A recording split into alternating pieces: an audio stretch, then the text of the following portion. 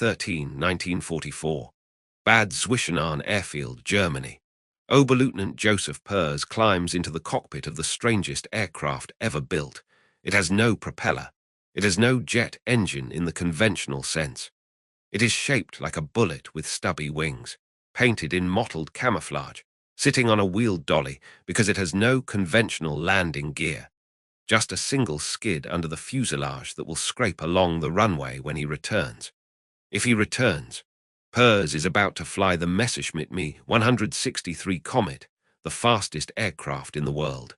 In approximately 8 minutes, he will accelerate to speeds that no human being has ever experienced in level flight, exceeding 960 kilometers per hour, fast enough to catch any Allied bomber, fast enough to outrun any Allied fighter, fast enough to compress the air in front of him into shockwaves that buffet the tiny aircraft like ocean waves striking a rowboat.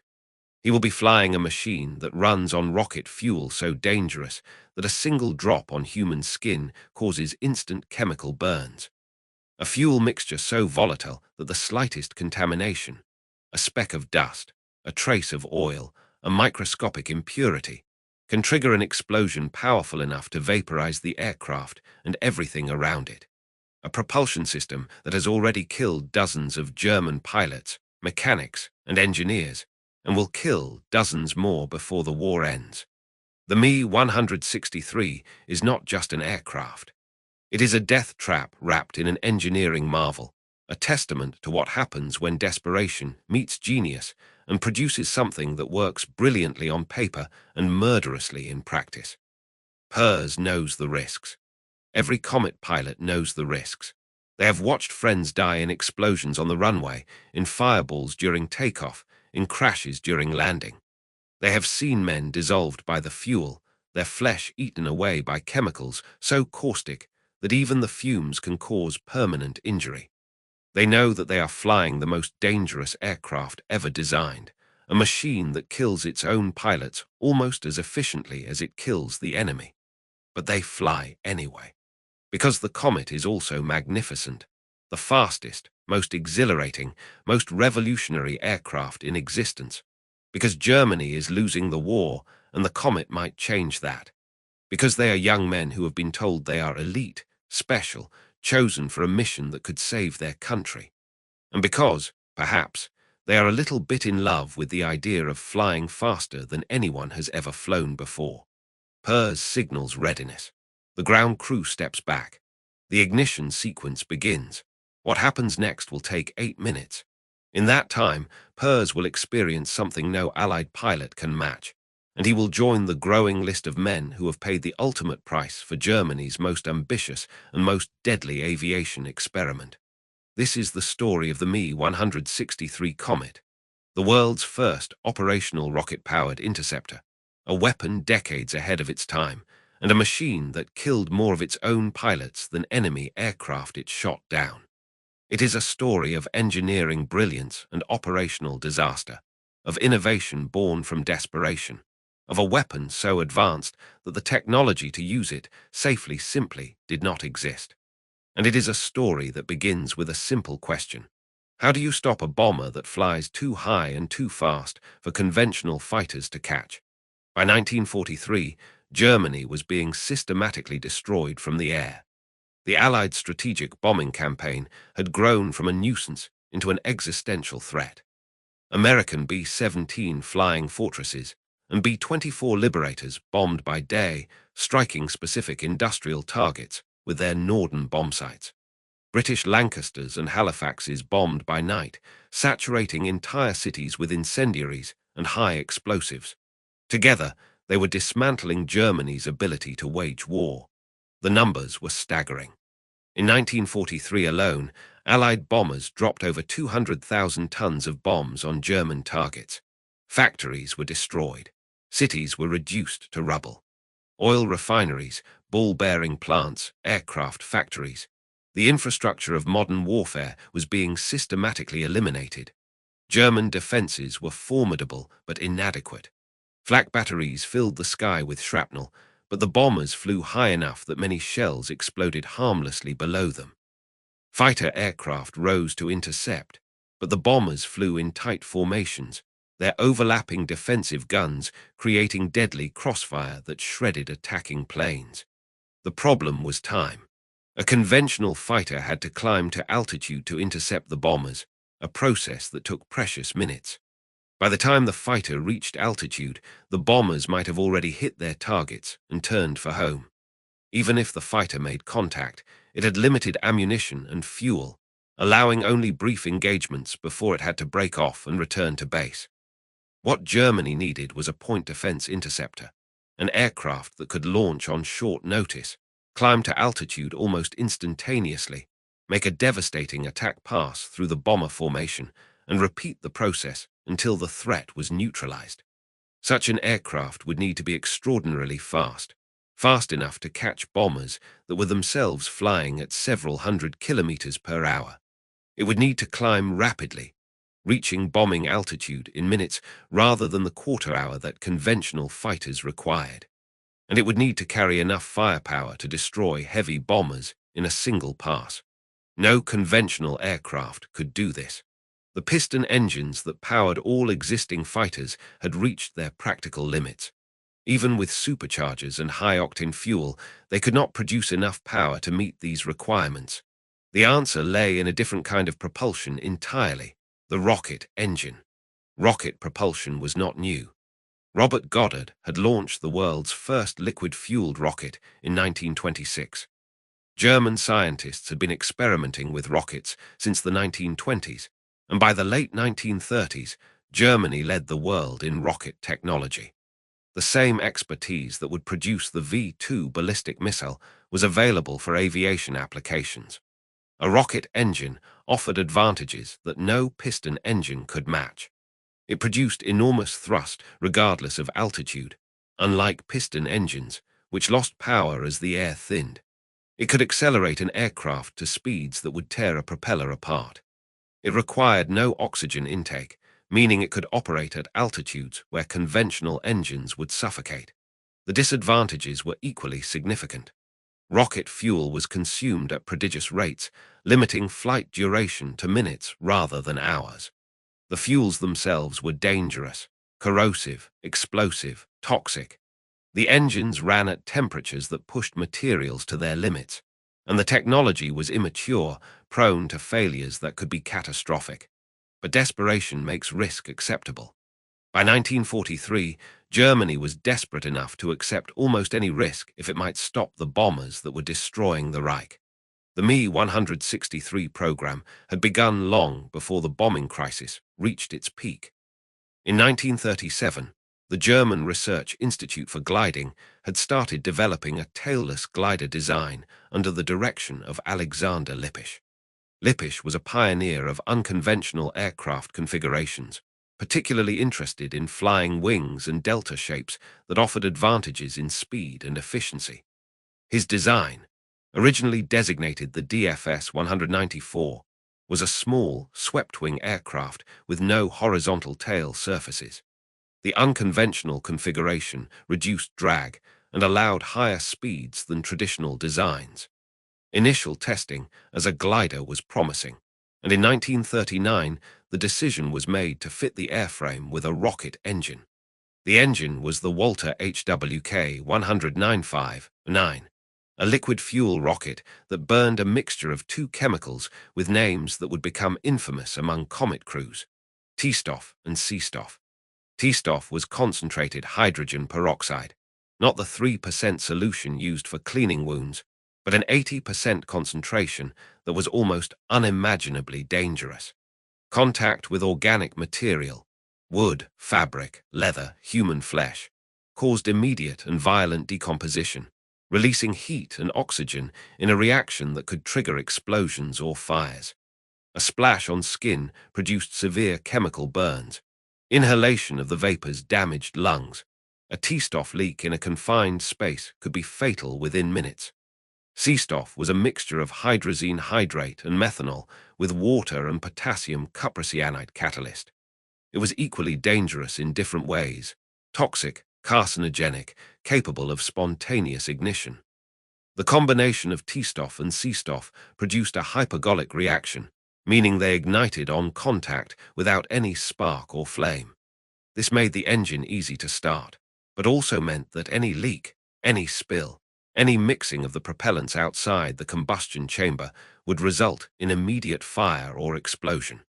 The propellants were stored in tanks distributed throughout the aircraft's fuselage and wings. The pilot sat surrounded by hundreds of liters of chemicals that could dissolve his flesh or explode without warning.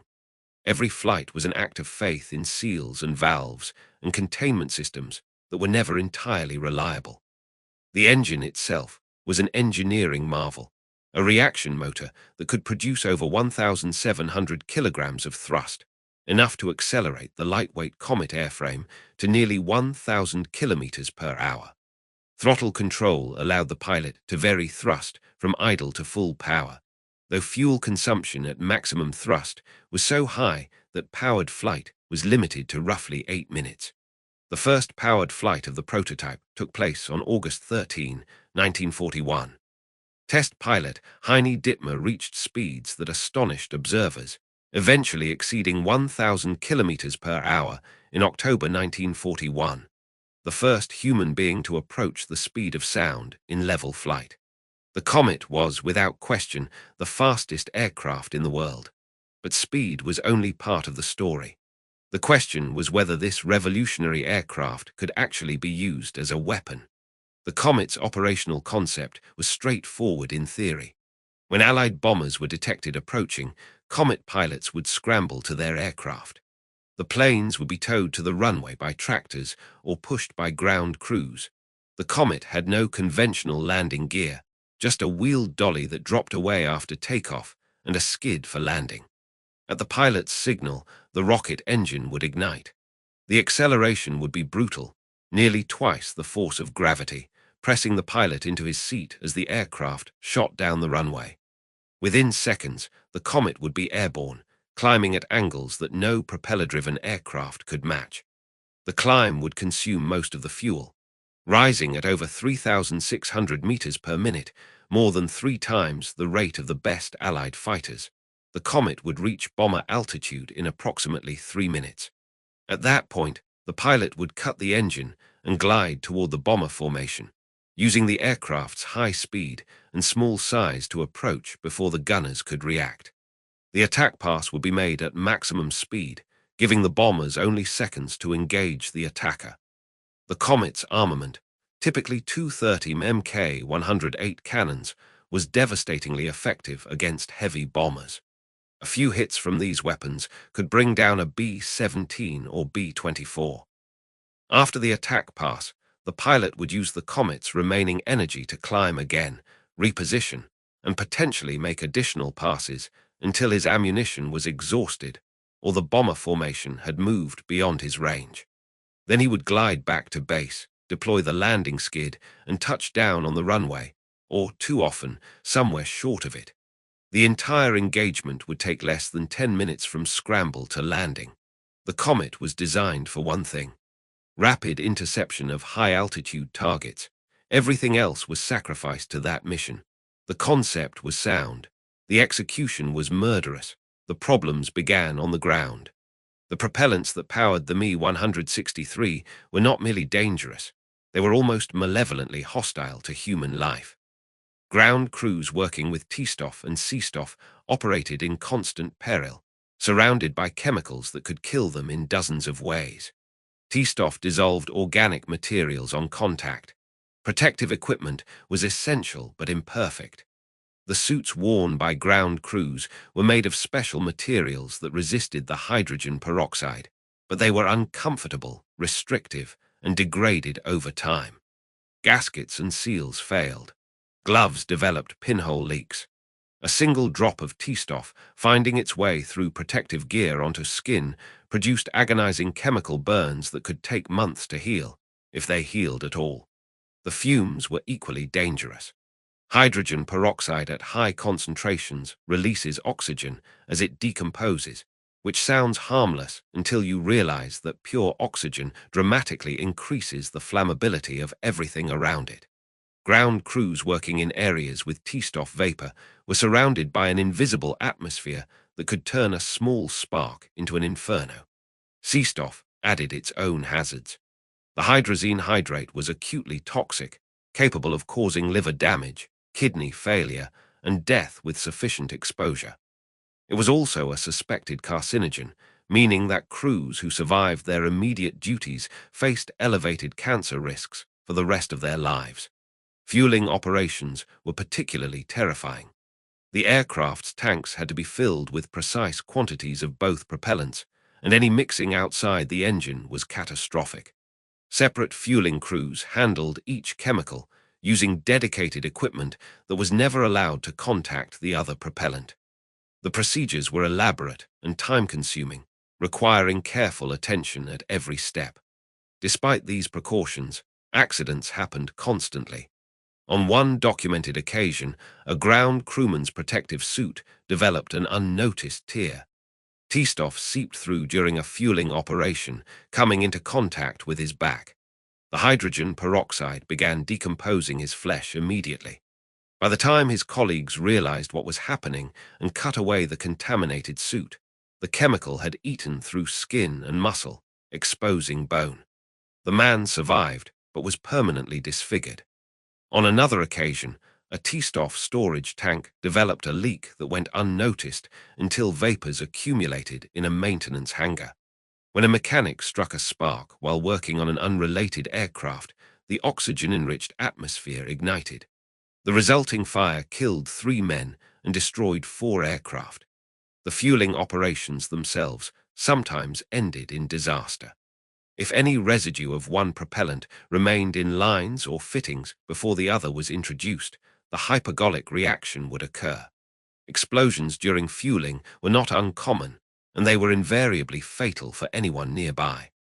Exact casualty figures for ground operations are difficult to establish. German record-keeping deteriorated as the war progressed, and many incidents went unreported or were classified. But veterans of Komet units recalled that ground crew casualties were significant, potentially exceeding pilot losses. The aircraft killed the men who maintained it almost as effectively as it killed the men who flew it. The dangers continued into the air. Takeoff was the most hazardous phase of flight.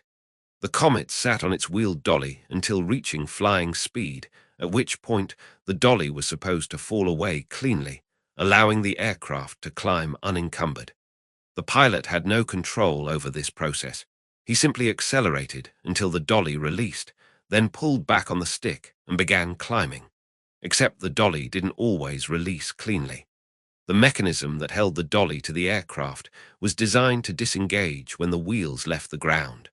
But if the dolly bounced, which happened frequently on rough or uneven runways, it could separate prematurely, then strike the aircraft from below as it rose. The impact could damage control surfaces, rupture fuel tanks, or simply destabilize the aircraft at the worst possible moment. On May 30, 1944, a test pilot named Hans Ziegler was killed when his dolly separated, bounced off the runway, and struck the Komet's wing. The aircraft rolled inverted at low altitude, crashing before Ziegler could react. He was one of many pilots lost to dolly malfunctions. Even when the dolly separated correctly, takeoff remained dangerous. The rocket engine's thrust was enormous, but not always consistent. Fluctuations in combustion chamber pressure could cause the engine to surge or cut out momentarily, throwing off the pilot's control inputs. A flameout during takeoff, when the aircraft was low, slow, and heavy with fuel, was almost invariably fatal. The engine could also explode. The Walter rocket motor operated at temperatures and pressures that pushed its materials to their limits. The combustion chamber walls could crack. Turbopump bearings could fail. Fuel injectors could clog or malfunction. Any of these failures could cause a catastrophic rupture of the engine, destroying the aircraft and killing the pilot. On July 6, 1944, test pilot Rudolf Opitz survived one such failure barely. His engine exploded during a test flight, blowing apart the rear of the aircraft. Opitz managed to glide the shattered Komet to a crash landing, escaping with injuries. He was extraordinarily lucky. Most engine explosions left nothing recognizable of pilot or aircraft. The propellant tanks presented their own hazards during flight. Combat maneuvering sloshed the T-Stoff and C-Stoff around their tanks, potentially causing air bubbles that disrupted fuel flow to the engine. A momentary fuel starvation could cause a flameout. A sudden surge of fuel when the bubble cleared could cause an overpressure that damaged the engine or triggered an explosion. The chemicals were also corrosive to the aircraft itself. T-Stoff attacked many metals, including some used in the Komet's construction. Seals degraded over time. Fuel lines became brittle. The aircraft literally began dissolving from the inside out, a process that accelerated in service and made long-term reliability impossible.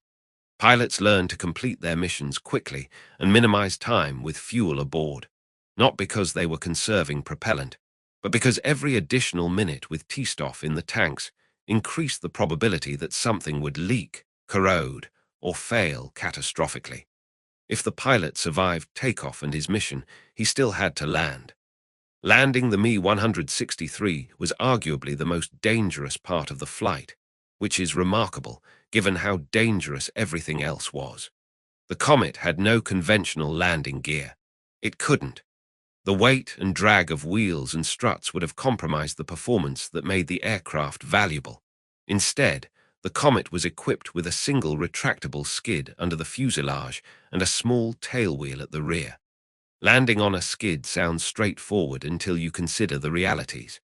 The pilot had to approach at precisely the correct speed. Too fast, and he would run out of runway. Too slow, and he would stall and crash.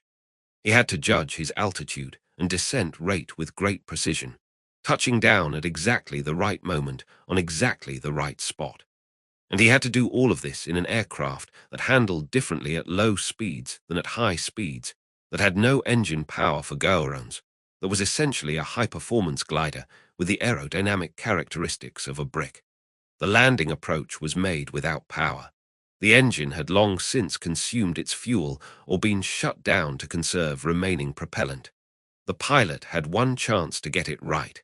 If he came in too high, he would overshoot. If he came in too low, he would hit the ground short of the runway. There were no second attempts. When the skid contacted the runway, friction slowed the aircraft, but also generated heat and vibration that stressed the airframe. The pilot had no brakes, no way to slow the aircraft except the friction of the skid against the ground. If the runway was wet, the skid could hydroplane. If the runway was rough, the skid could dig in and flip the aircraft. If the pilot touched down with any lateral motion, the skid could catch and cartwheel the plane. And then there was the matter of residual fuel. The Komet's tanks were rarely completely empty when landing. Combat operations were unpredictable, and pilots often returned with some T-Stoff and C-Stoff still aboard. The landing impact could rupture weakened tanks or break fuel lines, spilling the propellants into the fuselage. If the two chemicals mixed, they ignited immediately.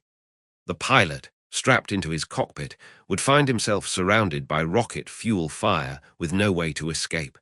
Even if the chemicals didn't mix, T-Stoff leaking onto the pilot's flight suit would begin dissolving his flesh.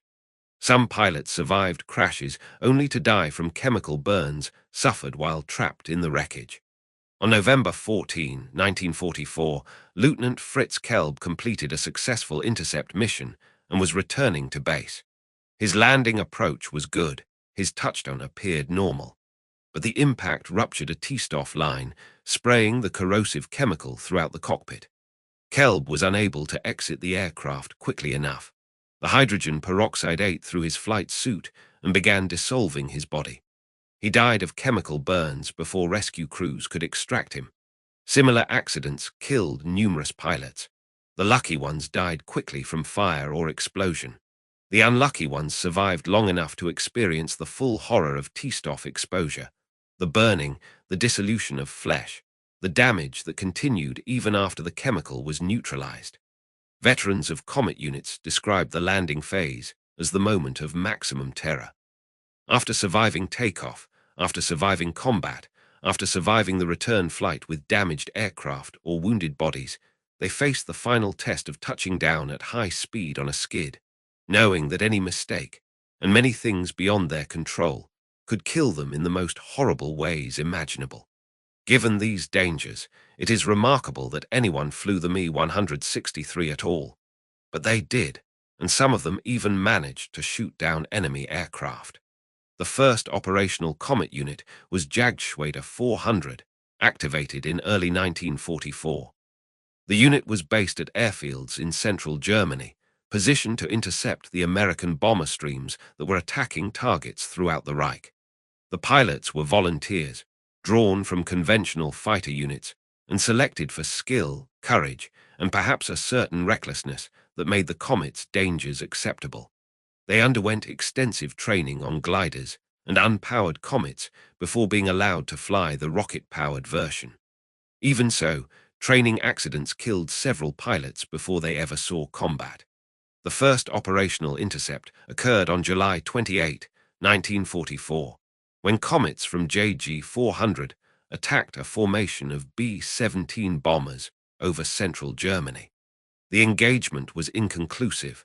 No bombers were destroyed, though some were damaged. The Komet's high speed made accurate gunnery extremely difficult. Pilots had only seconds to aim and fire before overshooting their targets. This problem would plague the Komet throughout its operational career. The aircraft was so fast that conventional attack tactics didn't work.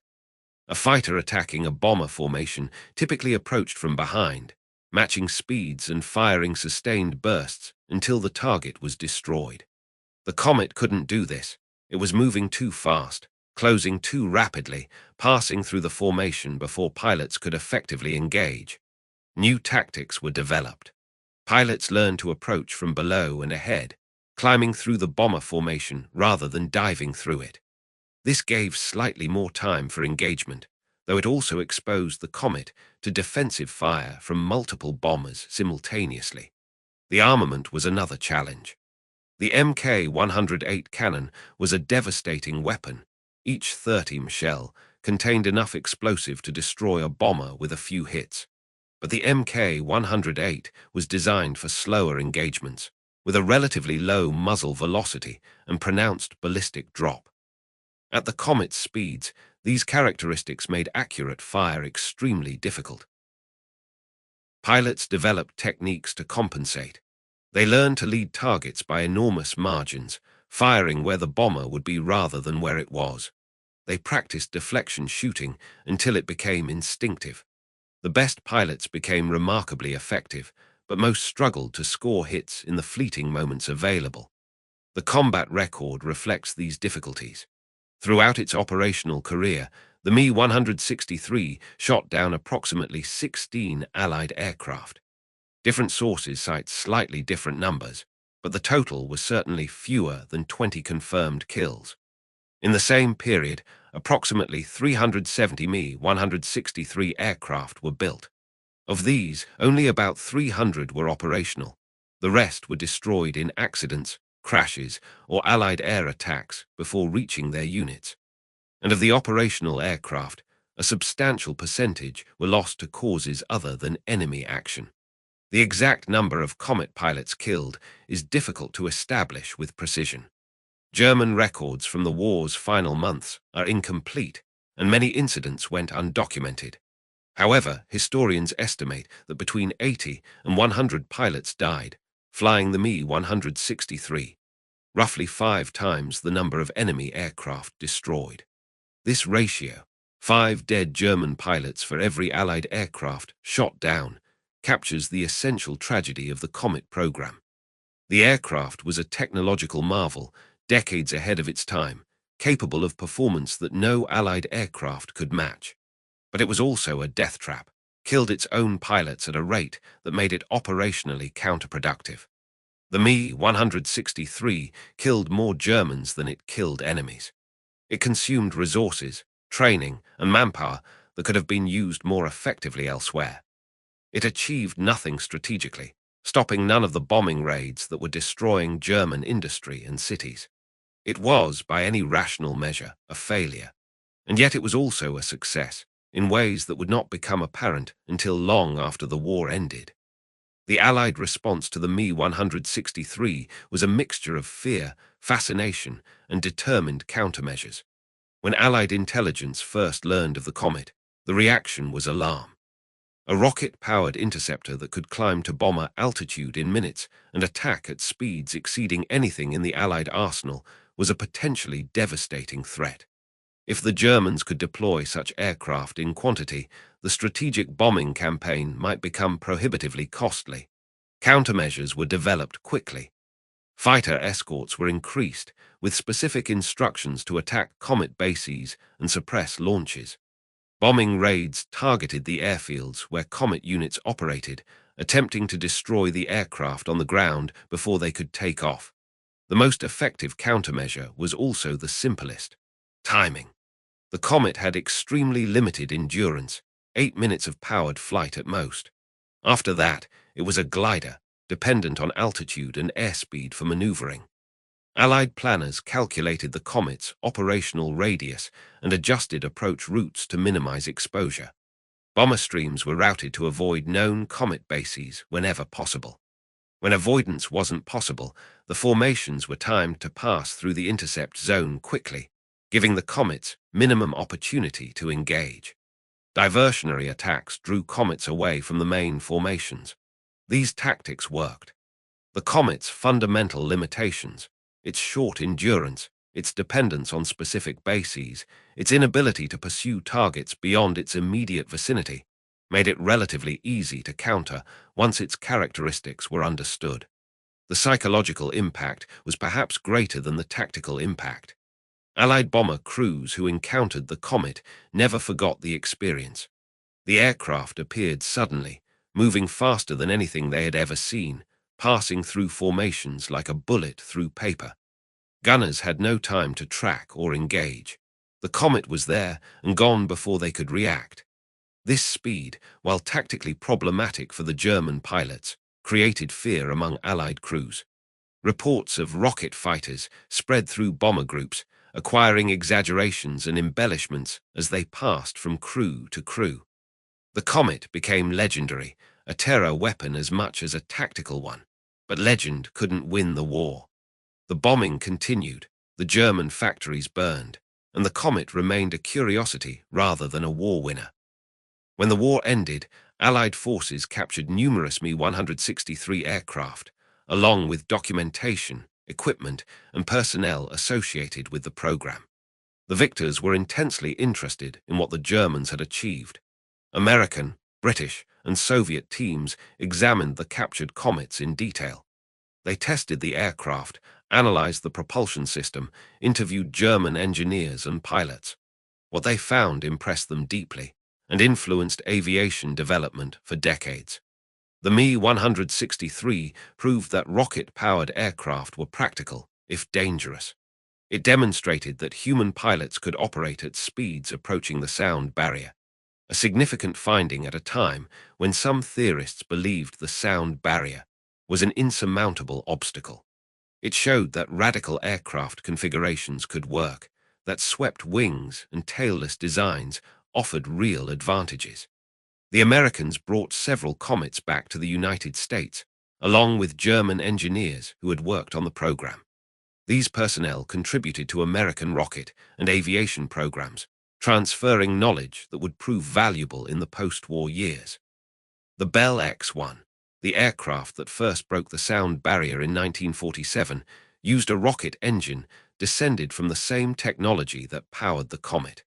The swept-wing configurations that became standard in jet fighters owed much to German research, including work done on the Me-163 program. The principles of high-speed aerodynamics that the Comet had explored, compressibility effects, shock waves, control at transonic speeds, informed an entire generation of aircraft design. The Soviet Union was equally interested. They captured their own Comets and conducted their own tests, developing rocket-powered aircraft that drew on German innovations. Soviet rocket interceptor programs continued into the 1950s, producing aircraft that were conceptual descendants of the Me-163. The Comet's most direct descendant, however, never flew. German engineers had recognized the Me-163's limitations and begun work on an improved version. The Me-263 later redesignated the Junkers Ju-248. This aircraft addressed many of the original's problems.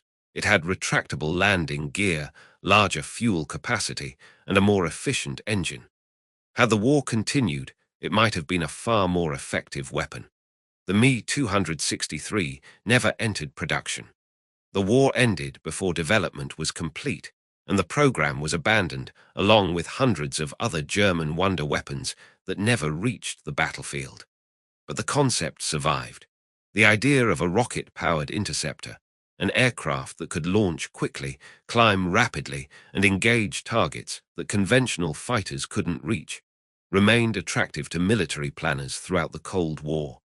The Americans developed the F-104 Starfighter, an aircraft designed around similar concepts: extreme speed, high climb rate, point defense interception. It wasn't rocket-powered, but its design philosophy owed much to the Komet's example. The F-104 was also notoriously dangerous, earning the nickname Widowmaker for its accident rate, an echo of the Komet's own murderous tendencies. The Soviets built actual rocket interceptors, including the Mikoyan-Gurevich I-270, a direct descendant of the Me-163 concept. None of these aircraft entered service, but they demonstrated continued interest in the capabilities that the Komet had pioneered. Today, the Me-163's legacy lives on in every high-performance military aircraft. The swept wings, the understanding of transonic aerodynamics, the rocket propulsion technology, all trace their lineage back to that dangerous little aircraft that flew from German airfields in the final year of the war. The last surviving Komets are museum pieces now, relics of an era when desperation drove innovation and men flew machines that were as likely to kill them as their enemies. They sit in climate-controlled halls, their propellant tanks empty and safe, their engines forever silent, reminders of a time when the future of aviation was being written in blood. The men who flew them are almost all gone now, taken by time if not by their aircraft. The ground crews who fueled and maintained them, who risked dissolution and explosion with every shift, have similarly passed into history. What remains is the legacy, the technology that survived when the aircraft didn't, the knowledge that was preserved when the Reich collapsed, the innovations that found their way into the aircraft of the victors and shaped the future of military aviation. The Me-163 Komet was a failure as a weapon. It shot down fewer than 20 enemy aircraft while killing perhaps 100 of its own pilots. It consumed resources that Germany could not spare for results that did not matter. It changed nothing about the outcome of the war. But it was also a glimpse of the future, a preview of the jet age and the space age, of aircraft that flew faster than sound and rockets that reached beyond the atmosphere. The pilots who climbed into those tiny cockpits, surrounded by chemicals that could kill them in seconds, were pioneers whether they knew it or not. They flew the fastest aircraft in the world. They experienced speeds that no human being had ever known. They pushed the boundaries of what was possible, even as those boundaries pushed back with lethal force. Many of them died doing it. Too many. The Komet killed them on the ground and in the air, with fire and explosion and chemical dissolution. It killed them during takeoff and landing and every phase in between. It was, without question, one of the most dangerous aircraft ever built. But they flew anyway, because they believed it mattered, because they were ordered to, because they were young men who wanted to fly faster than anyone had ever flown before. And for 8 minutes at a time, suspended between earth and sky, riding a pillar of fire that could consume them at any moment, they did exactly that. Joseph Pers, who climbed into his Komet on that May morning in 1944, completed his mission that day. He survived the takeoff, survived the flight, survived the landing. He would continue flying Komets for the remainder of the war, one of the lucky ones who beat the odds. Many of his comrades were not so fortunate. They died in explosions and fires, in crashes and chemical burns, in accidents that seemed almost designed to kill them. They gave their lives for a weapon that never achieved its promise, that killed more of them than it killed enemies, that represented the desperate genius of a losing cause. They were young men flying the future, and the future, as it turned out, was terribly dangerous. The Comet's final tally is a monument to the gap between revolutionary technology and practical utility. Approximately 370 Mi-163 aircraft were built between 1944 and 1945. Of these, a significant percentage never flew operationally, destroyed in accidents, damaged during training, eliminated by Allied air attacks on their bases, or simply never completed as Germany's industrial capacity collapsed. The operational Comets flew perhaps 1,000 sorties over the course of the war.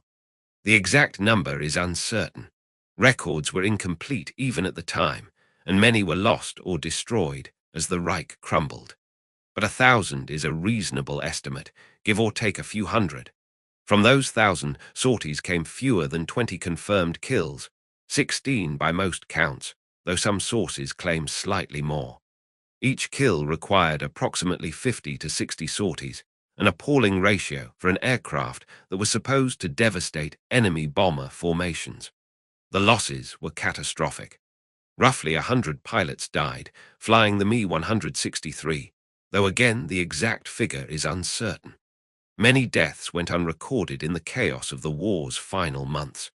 Some pilots simply disappeared, their aircraft exploding in midair, their bodies never recovered, their fates never officially documented. The ratio of pilots lost to enemy aircraft destroyed was approximately 5 to 1, or worse. For every American bomber shot down, 5 German pilots died. This inverse kill ratio was unique among fighter aircraft of any nation. Most fighters shot down more enemies than they lost pilots. The Comet reversed this relationship entirely. Ground crew casualties added to the toll. Accidents during maintenance, fueling, and handling killed and injured dozens more. The chemicals that powered the Comet continued claiming victims even when the aircraft wasn't flying. The resource cost was equally staggering. Each Comet required specialized materials that were in short supply. Aluminium for the airframe, exotic chemicals for the propellants, precision components for the engine. The infrastructure to support Comet operations was elaborate and expensive, requiring special storage facilities, protective equipment, and trained personnel. Those resources could have built conventional fighters, aircraft that were safer, more reliable, and more effective per unit of investment. A single Comet's cost in materials and labor could have produced several Bf-109s or FW-190s, aircraft that had proven track records and didn't kill their pilots at epidemic rates. The strategic impact was nil. The bombing campaign continued unabated.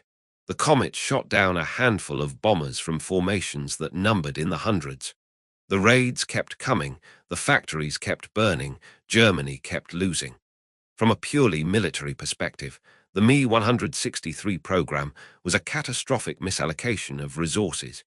Engineering genius squandered on a weapon that didn't work. Young lives sacrificed for results that didn't matter. And yet, the knowledge generated by the program survived when Germany didn't. The understanding of high-speed aerodynamics, of rocket propulsion, of swept-wing configurations, all of this transferred to the victorious powers and shaped their post-war aviation development. The Americans who tested captured Comets learned lessons that informed the X-1 and subsequent experimental aircraft. The engineers who had built the Mi-163 contributed to American and Soviet programs for decades. The technology that had killed so many German pilots eventually helped put humans in space. This is the Comet's paradox. It failed at its intended purpose while succeeding at something its creators never imagined. It was a military disaster and a technological triumph. It killed more of its own than it killed of the enemy, yet its legacy influenced aviation for generations. The pilots who flew it knew only the first part of this story. They knew the danger, the fear, the brief exhilaration of incredible speed.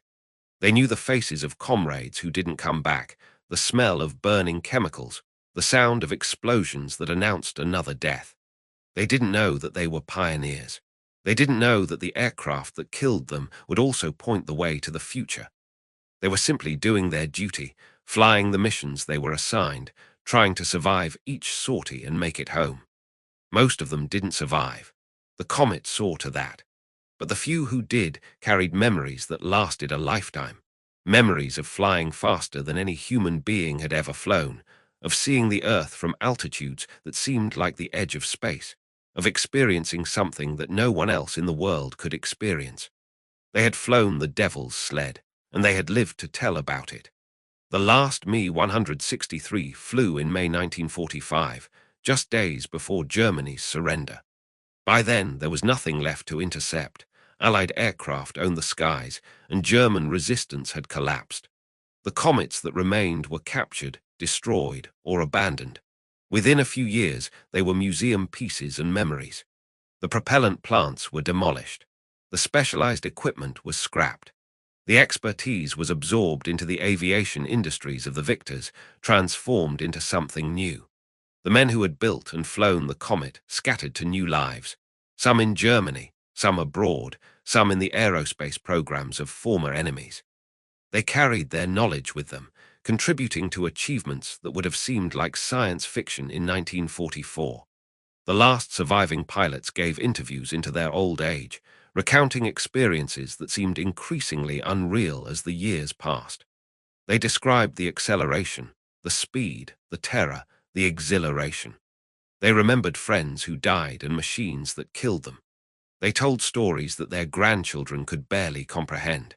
And they remembered the Komet, that strange, deadly, beautiful aircraft that flew faster than anything in the sky, that burned with chemicals that dissolved human flesh, that killed more of its own than it killed of the enemy.